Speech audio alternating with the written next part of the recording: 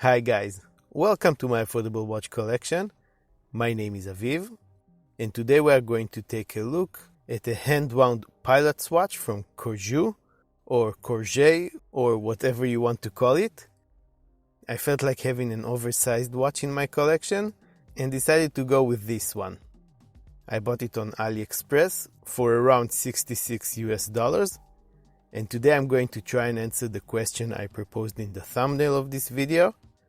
Should you buy this watch, or is it a swing and a miss? Corgeut is a Chinese brand that makes affordable homage watches, and this one fits exactly in that niche, an affordable homage to the German Flieger watches of the 20th century, specifically resembling the IWC Big Crown line. It is available with either a silver stainless steel case like this one, or a black PVD coated one. Let's get the measurements so you'll get an idea of just how oversized it is. The width of the case is 44 millimeters. Its thickness is a touch over 11 millimeters. The distance between the lugs is 22 millimeters. Lug tip to lug tip is almost 52. And on the supplied leather strap, the watch weighs 90 grams. So it is big, but definitely not huge. The original Fliegers of the 1940s were even larger than this, sometimes even larger than 50 millimeters.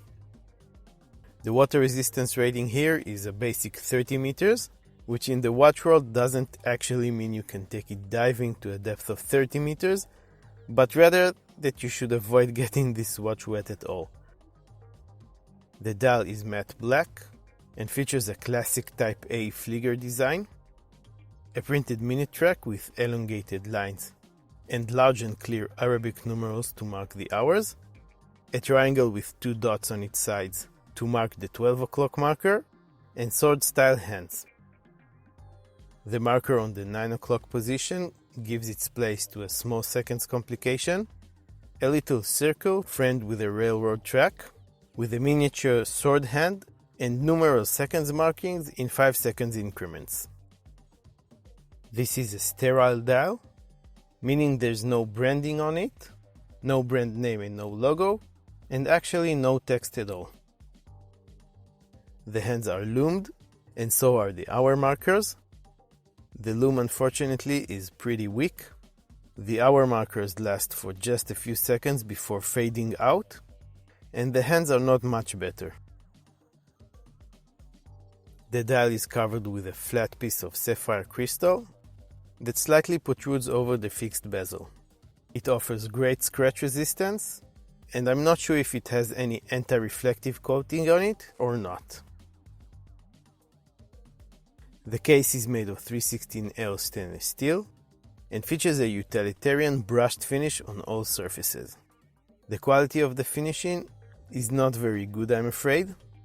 It is rough and inconsistent overall, and above the lugs, where the lugs meet the case, it is straight out bad. On the 3 o'clock position, we have an extra large and pretty cool diamond-shaped push-pull crown, twisted up to wind the movement, and pull it out to set the time. The watch features a screw-down display case back, covered with a mineral glass. It too is sterile and has no text on it whatsoever, but it lets you look at the best feature of this watch in my opinion, and that's the beautiful Seagull St 3600 that is powering it. A Chinese hand-wound mechanical movement that is a clone of a Swiss EDA 6497, a movement you can find inside of Panerai watches. It has 17 joules and it beats at 21,600 beats per hour. It doesn't hack. That means that when you pull the crown to set the time, the small seconds hand keeps sweeping. It has 48 hours of power reserve once it's fully wound. Right over the large balance wheel, it has a small lever for manually adjusting the accuracy. It is nicely decorated with Geneva stripes and blue-colored screws, and is just very pleasant to look at. The watch comes on a black Flieger style leather strap. It is pretty thick at 4mm and feels very durable. It has 2 stainless steel rivets on each side and a massive brushed stainless steel buckle. Let's put it on my 7-inch wrist and see how it wears. Well, it's big. Whether it's too big or not is a matter of personal taste, but it's just what I wanted. An oversized watch to add to my collection. The 44mm would be a great size for people with larger wrists or people who just prefer wearing large watches. The thick and non-tapering strap adds to the oversized experience and definitely adds bulk. The legibility is good. The light-colored hands contrast well against the dark background of the dial. A black dial also means this watch will look good on a variety of different straps, especially military-style straps, and at 22mm lug width, there's no shortage of options out there.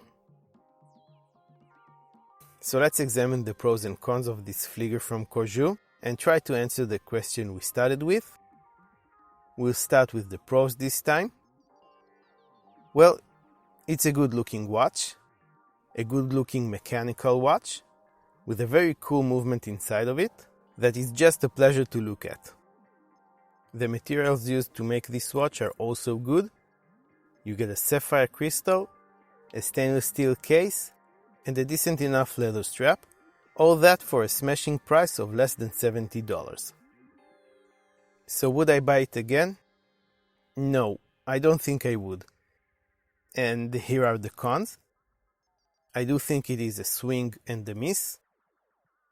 They had a good idea, a nice movement, and a nice design.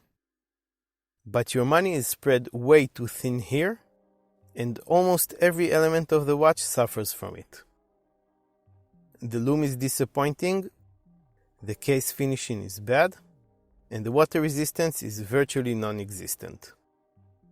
I wouldn't mind paying a bit more and getting a better finished watch, or even getting lesser specs, but a better finish. Now, I'm not trying to bash on Corgeut. I think they make some really nice watches, and I would love to review their Omega Railmaster homage, but this unfortunately is not one of them, in my opinion anyway. And the last nail in the coffin, if you needed one, and I'm actually adding this part after I finished editing the review, is that the movement just floats around inside the case. It seems like there's nothing holding it in place. That is, of course, something that is just unacceptable. Overall, this watch feels cheap, and like I said, a swing and a miss.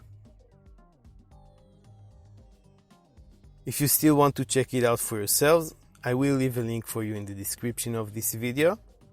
As usual, I will also leave some links to some straps I really like. Feel free to check those out as well. Keep in mind that these are affiliate links. They will not cost you any extra money, but will help the channel with a small commission. If you liked this video, go ahead and give it a thumbs up. Subscribe to my affordable watch collection, and don't forget to hit the notification bell as well for more affordable watches related content. You can also follow me on Instagram and get to know me and my collection a little bit better, get all the news about the channel, and connect with me on a more personal level. Here are a couple of quick links to my reviews of 2 really good Fliegers you can find on AliExpress. I want to thank you all very much for watching, and I will see you next time.